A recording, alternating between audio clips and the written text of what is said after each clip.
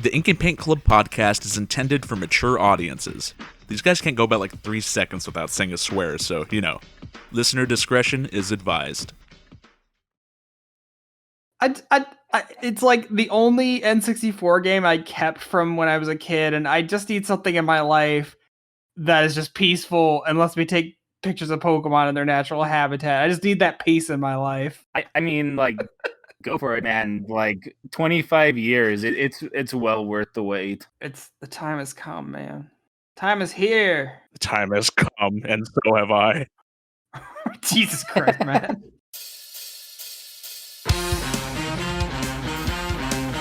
You're listening to the Ink and Paint Club podcast, a proud member of the Geekly Grind Podcast Network. Hey, everybody. Welcome to the Ink and Paint Club podcast. My name is JD, and I am joined by Matt. Choo-choo! All aboard! And Kyle is not here because he doesn't like this show, I guess, because he hasn't been on any of the other episodes for it. But in his stead, Adam has joined us. I am sad. Yeah. Yeah, this show gives you the feels. Well, for anyway. other reasons, too. Right. So, we are talking about Infinity Train, Book 4. It's here. It's a weird prequel, kind of. It's, in my opinion, very different from the other 3 seasons in kind of a good way, kind of not. I don't really know how to feel. I watched this last night, but we'll get into it. It definitely is a prequel then, huh? Because I couldn't remember, because I haven't watched any of the other seasons of Infinity Train except for when we did them for the show, so I couldn't rightly remember where certain things left off, with 1-1 and stuff. So my understanding is this, or at least from what I've read, it is a prequel. Because the first 3 seasons are pretty much consecutive, and took place in modern day. Because obviously you had Tulip in the first season, who got her mirror version, and her mirror version was the premise of the second season. And in the second season, they ran into I think it was called the Apex crew, who they became the subject of the third season. But this one has nothing to do with any of that. It travels back to I'm assuming the 80s or something. There's not a lot of ties to many of the characters we've known before. I think really the only recurring ones are the cat, and the conductor shows up for a hot second. The steward, right? That lady whose name I never remember. It was Amelia. Oh, okay. I thought you meant Amelia and 1-1 show up for a hot second at the beginning, and then they're not really ever seen again. Does it actually take place in the 80s? Because I know that there's references to cassettes and stuff, but I just generally assumed that was sort of hipstery millennial. I don't know when this is actually supposed to take place. I kind of just took it as the 80s. I don't know why. But I mean, as far as it being a prequel, just related to the what do you think, Adam? They did confirm in an AMA after the show was released in one of the final AMAs that it does take place in the 80s. I think they said Amelia may have been on for, I didn't have a specific time, but it's it's sort of an interval, right before Amelia takes over the train. And then the very last episode is sort of after she just takes over the train. Is that why the steward's all fucked up? And that's the second to last episode? Yeah, so in one of the other episodes, we can get into it a little later, but basically one of the episodes, 1-1 still the stewardess, but you can hear Amelia whispering to him at one point. And then at the very end, she takes full control. Okay.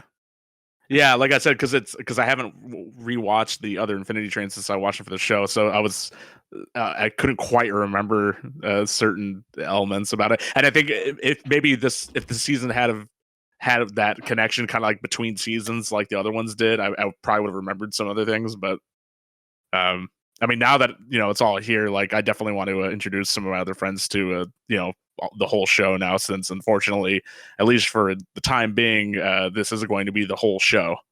Because unfortunately, this is they billed as their last season. They didn't really explain why they canceled it, which I guess they don't really need to. But yeah, I guess they had like a bunch of other projects that they were working on as well. Like I know that they're working like a game and like some other stuff, some other releases or something.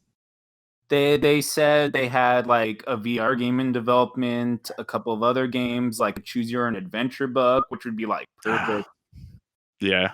But yeah, they said it all got scrapped because of the after the AT&T merger and the leadership shift.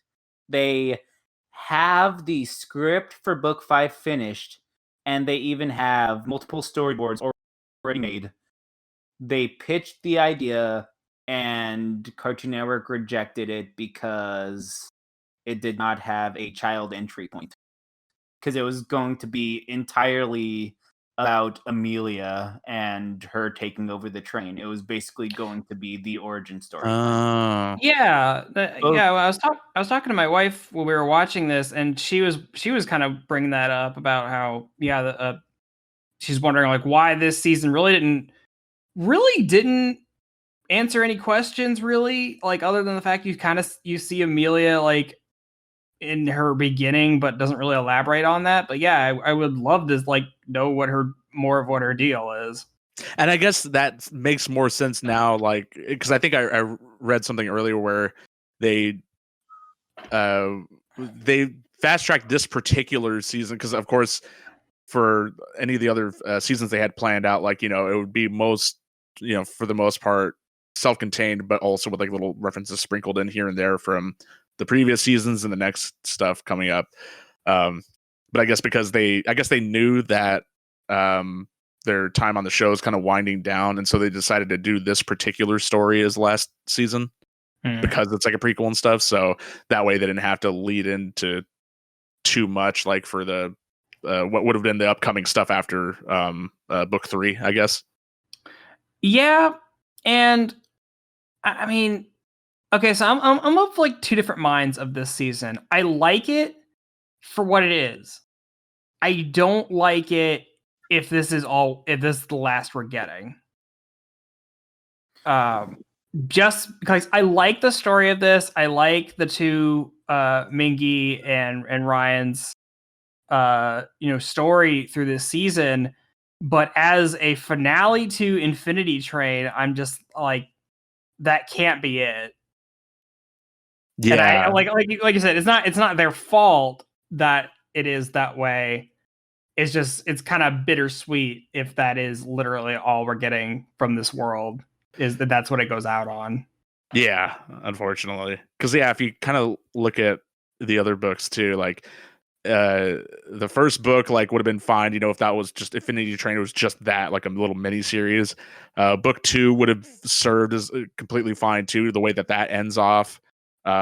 Book 3, on some of the stuff that was left over, it did make you want to see like how they continued that. So and then this is a prequel, like now you're just kind of wondering what happens in between book 4 and book 1. Like the season that you're describing, Adam, like that would have been definitely something very interesting to see, but I can see why Cartoon Network would have gotten kind of cold feet on that if they didn't have like some sort of central child character to kind of, or like young adult character to kind of and I'm reading here that like the creator of the show, Owen Dennis, he says like the team has like at least 8 seasons worth of story to tell. So I mean, it's not like this is not meant to be the ending. It's just unfortunately the hand they were dealt. Yeah, they said they definitely had a planned outline for 8 books. Like at this point, they it'd be nice to even just get that 5th book, because I feel like even as a prequel that finally would establish everything, that could also be like a good send off. Yeah, for sure. But yeah, I could definitely see the criticisms of this book that people after book 3, which is honestly my favorite of all of the seasons, I could see people being disappointed.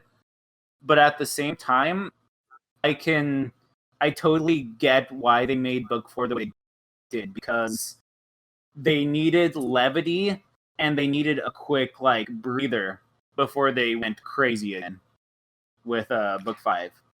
Sure. Yeah, in that case, I definitely understand, because this season is not like it's not lore heavy. It is literally just like the mending of these two guys' friendship, and it's literally just focused on them, and not anything about like how the train works or any kind of mystery.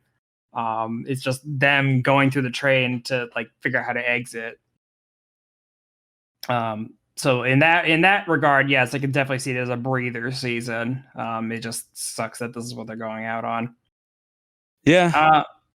So I guess we can kind of get into the plot of this. I don't know if either one of you guys want to explain it, since I'm apparently terrible at explaining things. So this season centers on two Canadian Asian characters named Mingy and Ryan. And they're in a band called Chicken Choice Judy. And it just kind of goes through their life. They've grown up together their whole lives. Ryan's way into the music. Mingy is, to a lesser extent, is. Ryan's parents are kind of unattentive because they have tons of other children, and then Mingy's parents are focused on trying to get him a good education. So there's a little bit of a rift that grows between the two.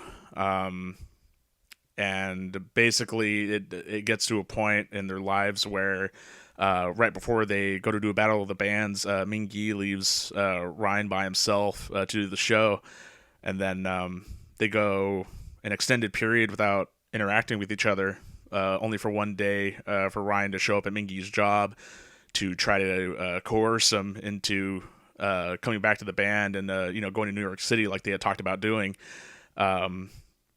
But of course, because he gets accepted into uni, so he can't go. Ryan steals his keys. Mingy chases after him. They end up on the train that Ryan bought tickets for, and that train leads to their exit onto the Infinity train. Yeah, so I mean, they're having these issues that have been stemming since these two dudes have known each other literally their entire lives.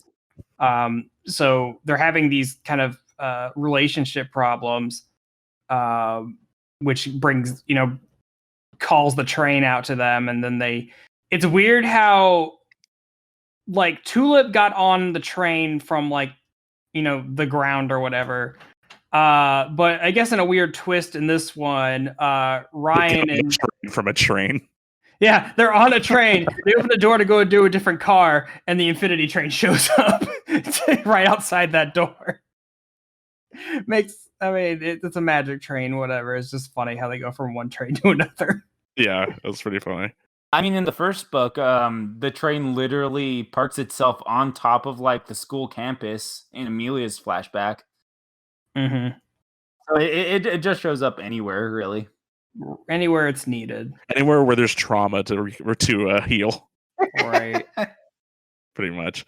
And then the sort of companion to the main characters for this season is a floating like bell, service bell named Kez, who is like the best character in the season. Yeah, Kez is fucking great. I love Kez, but I think J.K. Simmons' Baby Pig can also. Oh my god, I got spoiled on that because when we were watching it, like the first episode or two, I was just looking up who the cast in this season was. I think it was mostly because we were my wife was wondering who was voicing Kez, and apparently it's the same actor who voiced Eileen on regular show. It's Minty Lewis. Yeah, and I just saw J.K. Simmons' name in the thing, and I'm like, oh, who's J.K. Simmons? And I'm like, oh, okay, that's him. Which is weird. As of the time I'm recording this, any cast list I'm reading is omitting Donald Faison, who a lot of people know from Scrubs or whatever. I think he was the chili pepper of Kez's friends. And I can see why they wouldn't list him just if he's playing like a little tiny bit character. If he was voicing somebody with more substance, probably. Oh, I don't know. This is Carrie Walgren as Disco Girlfriend. Yeah, but the ones that wearing the parkas. The aliens, right? She's also two of the parka people. Yeah, it's Carrie Walgren and Keith Ferguson. Yeah, because they show up like a fair bit in this season. Right. And then you got Margaret Cho, who voices the castle. The castle. But then you also got famed character actress Margot Martindale as Judge Morpho. Oh, is she in this? Yeah. She's the sheriff and the judge. Oh man, I didn't know that. That's so good. From BoJack to Infinity Train. Hell yeah! Just such a good job. I love that character in the Old West car. Yeah. No, like if you go back and you listen to the voice, like you could definitely tell it's her. It's great. But yeah, we've also got a couple other like notable people. Kate Mulgrew, who I'm sure a lot of people know from Star Trek. Samantha. Lena Headey, who was on Game of Thrones, is back as Amelia. So you got a couple notable people this season, which is nice. But I do like that a lot of the seasons don't have like a ton of like big name people, or at least stuff you won't let them immediately recognize unless you look it up. Yeah, definitely. Tara Strong and Tom Kenny aren't running around here too much. Yeah. And like the guests they sort of get, they're not really too big of parts sometimes. Like I know book 3, I think Alfred Molina was like the chandelier in one of the cars. Right. The one that was like teaching the dancing, right? Yeah. Yeah. I do remember that. It's mostly, I guess, offbeat celebrity voice actors, ones that you probably wouldn't see like on top billing of like an animated movie, but ones that are like like I said, I mean like Margaret Cho, like she's a pretty big name actor, so but she just voices like the character like in the last like 2 episodes, so I mean I do like the dynamic of that of kind of the trio here, just because you've got like the 2 dudes that are kind of working on the relationship, and then like Kez is like out here just like having caused so much mischief before they board the train and having to the most adorable precocious fuck up. Having to basically like own up to all of her bullshit like by the end of the show because she's caused so much trouble. Yeah. And it's also interesting that they take a new twist on this where you're actually getting 2 people on the train at the same time, and they have a shared number, which we haven't seen before. Yeah, because the closest that we came to it was Lake in season in book 2. Because well, I mean, it's not that they shared a number or anything. It was just Lake reflected Jesse's number to get off. Yeah, that's what it was. Okay, I was trying to remember. There's something like it's similar in some respect, but right. Yeah. So yeah, and I do like the way that they play with it in the sense that like initially they can't figure out if the number belongs to one of them. So like they have an instance where Ming gets all smugging up his own ass because he thinks that Ryan is the cause of everything, and the number is actually his. So Ryan is the one who has to like make improvements and stuff to get their number down, when it's actually they both have to work at it. Yeah. And I don't know, like both these characters are like real shits, but like kind of in a realistic for a multitude of reasons, but like also in a kind of like realistic, like I can totally see these kind of shitty and inadvertently shitty people in real life. Yeah.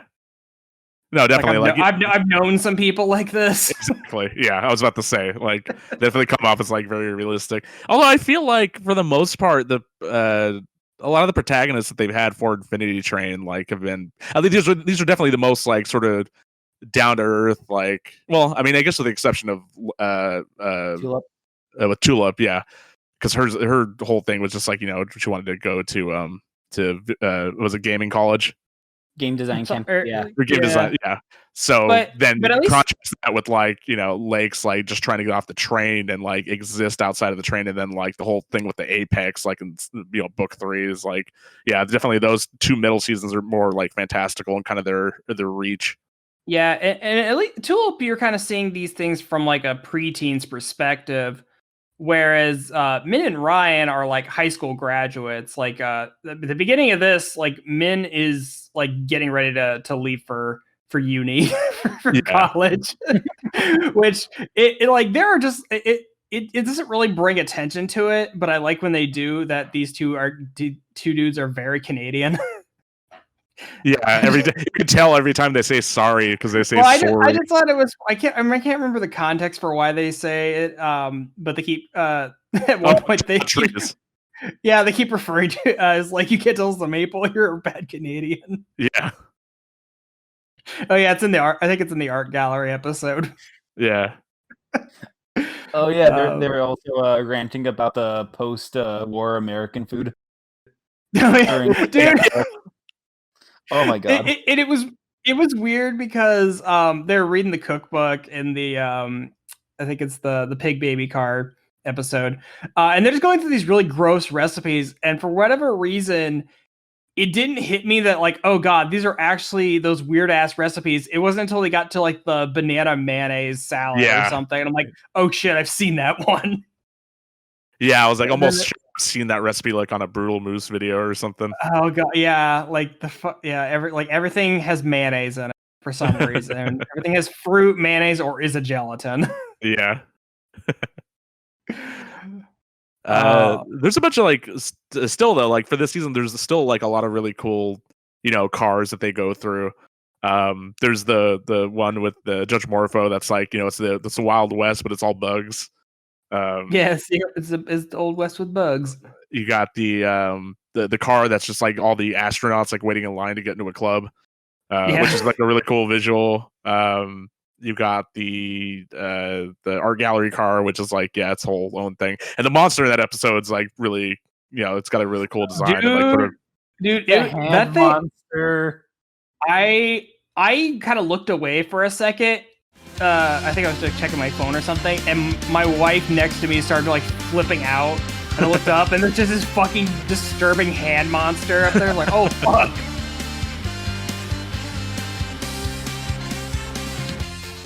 Jeremy Snow here, owner and editor-in-chief of The Geekly Grind. I'm interrupting your awesome, regularly scheduled programming to ensure that you know about our Geekly Grind podcast network, of which this show is a treasured member of.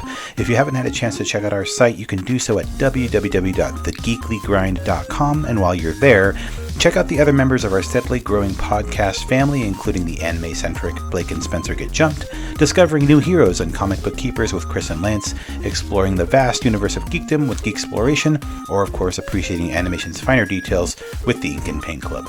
Escape your weekly grind at The Geekly Grind.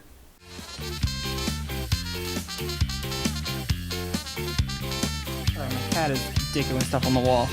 I like that Kez even kind of gets their own redemption arc with all of these characters that she's pissed off, and like you see them kind of like following them through all the cars until they all get back to the castle that she lives in, and they all kind of like band together to like try to get revenge on Kez for being a shit, basically.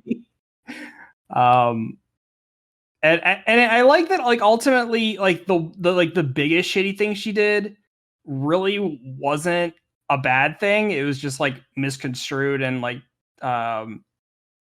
taken the wrong way by the castle. By the castle, yeah, because like Kez had this horrible thing that she apparently did to Morgan the castle, where they had a passenger that like stayed with them for like, I think they said like 5 years. 5 years. Yeah, and like his number was steadily going down, and to one day it just got to 0. And it got to 0 specifically after a talk that Kez had with him. Kez was like trying to talk him through some stuff, and like he got his exit, and so he like, okay, well, I'm gonna go, and then Morgan just blames Kez for like driving him away. Yeah. So like literally, and then it's revealed like literally the only reason Kez has been hanging out with Min and Ryan is because she's bringing them back to the castle to replace the guy that left. Not her best moment.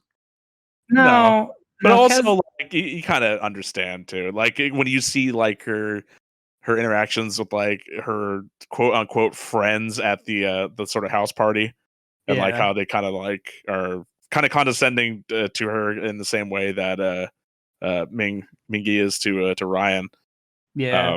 And like, you know, they were saying, oh, you know, take him to the green room, and like she takes him to the bathroom because she's not familiar with the location. And they're like, oh, you're hilarious, like you're fucking up on purpose or something. Yeah, it's like we can always rely on you to mess up. Yeah, it's funny actually because I brought it up. I had like a oddly relatable moment when at the end of that episode when they are playing like their instruments in the bathroom.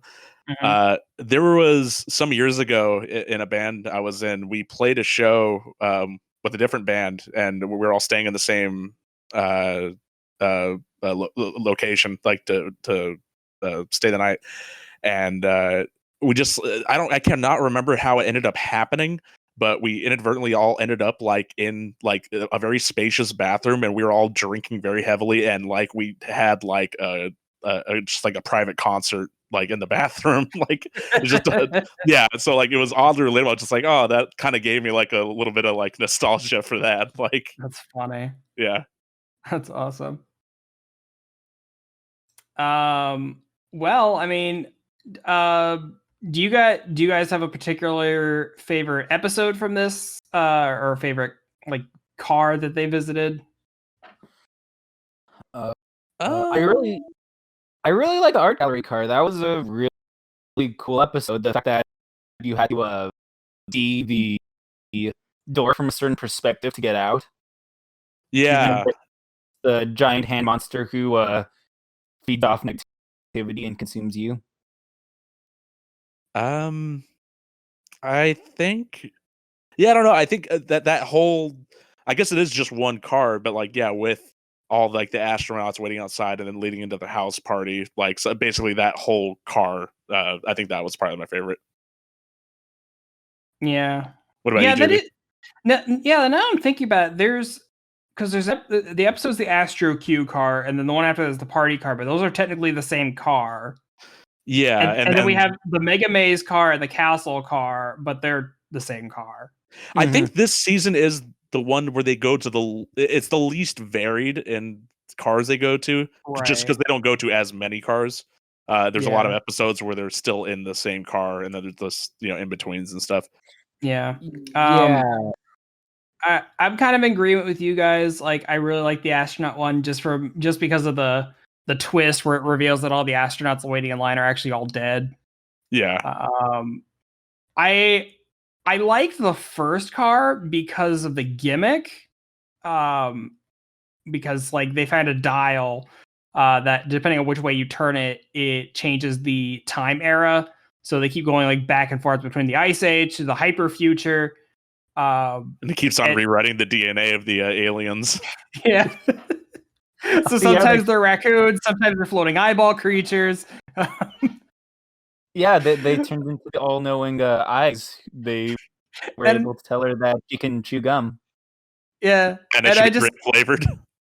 I just love the joke at the end where they're like, "Wait a second, we've been flipping your DNA all over his hand. Why are you still wearing the parkas?" And it just revealed that they were on their way to a ski trip. Yeah.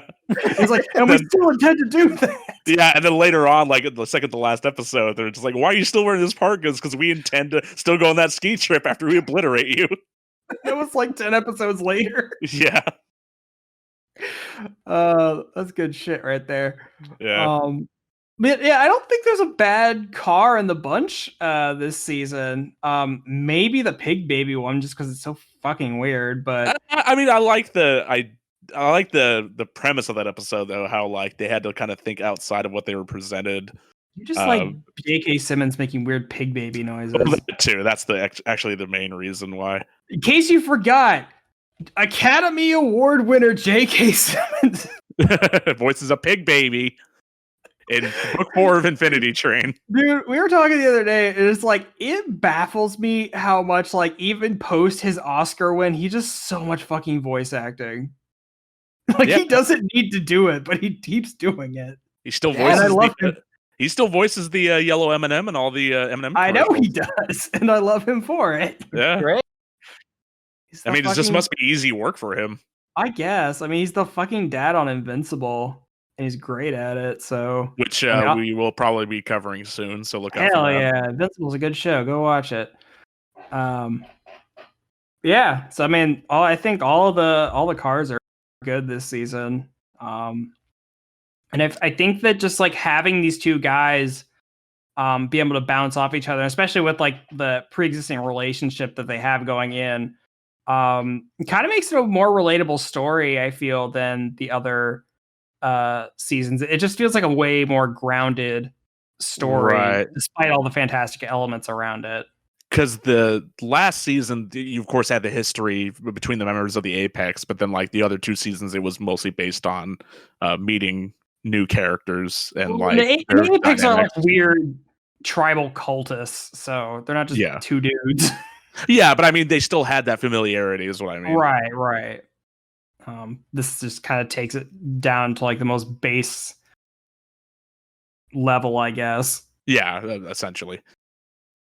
Yeah, man, it is so disappointing that like, and actually, so we should definitely bring this up because hopefully, by the time this episode goes up, this will already be in full swing. But we'll try to get it up in time. Yeah, there's a planned sort of social media campaign to try to make it known to Warner Brothers, I guess, or just like Cartoon Network and everyone in charge of making the decisions to get more Infinity Train made. If you are listening to this on Thursday, April 29th, which it'll hopefully go up, we're recording this the day before. Hopefully you can help. You can tweet hashtag finish Infinity Train, save Infinity Train. Just talk about what you love about the show. Just try to blow it up. Look, if we can get Kim Possible back in like the almost like early internet days, I think. Was that directly? Was that in fan response to that? I'm pretty sure it's what I've always heard. Yeah, the story behind Kim Possible was that because of fan demand, they did an extra season after the drama, which I really didn't need. But that's a story for another time. And if anything else, getting the renew Infinity Train or finish Infinity Train stuff to kind of trend and everything. The creator Owen Dennis is going to be giving away some cool stuff on Twitter.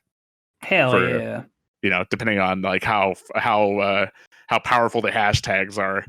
Getting like stickers and buttons and shirts, that sort of thing. I mean, I think now more than ever, especially with like HBO Max and Warner, like they listen. We've had the Snyder Cut. I'm about to say. They let Zack Snyder spend an extra $70 million to remake Justice League into a slightly less shittier movie. Look, you need as much original content as you need HBO Max. Don't let Netflix show you up. Yeah, if anything, just do it out of spite. That's what I do for most things in life. That's the most powerful reason to do anything is out of spite. I continue to exist out of spite. Yeah. But yeah, and if this is your, hopefully this podcast is not your first exposure to Infinity Train in general, because if it is, I mean, go and watch it because it's a fantastic show. I was about to say, if this is somehow like the first you're hearing of an Infinity Train, 4 seasons of this show you can go watch. I mean, if this is your first time hearing, I apologize for all the previous season spoilers that you've been listening through.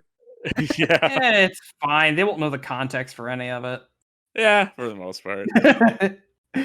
But yeah, guys, just go out there, tell HBO, Cartoon Network, whoever that how good this show is, and like how it definitely needs to continue to at least finish out this story that they have, if in Like, in some way.